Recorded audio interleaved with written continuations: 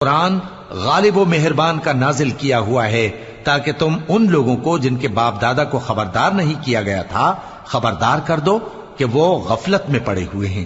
ان میں سے اکثر پر اللہ کی بات پوری ہو چکی ہے، سو وہ ایمان نہیں لائیں گے۔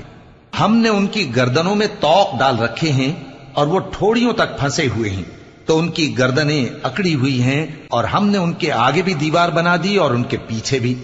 پھر ان پر پردہ ڈال دیا تو یہ دیکھ نہیں سکتے۔ اور تم ان کو خبردار کرو یا نہ کرو، ان کے لیے برابر ہے، یہ ایمان نہیں لائیں گے۔ تم تو صرف اس شخص کو خبردار کر سکتے ہو جو اس نصیحت یعنی قرآن کی پیروی کرے اور رحمان سے غائبانہ ڈرے، سو اس کو مغفرت اور بڑے ثواب کی بشارت سنا دو۔ بے شک ہم مردوں کو زندہ کریں گے، اور جو کچھ وہ آگے بھیج چکے اور جو ان کے نشان پیچھے رہ گئے ہم ان کو قلم بند کر لیتے ہیں، اور ہر چیز کو ہم نے کتاب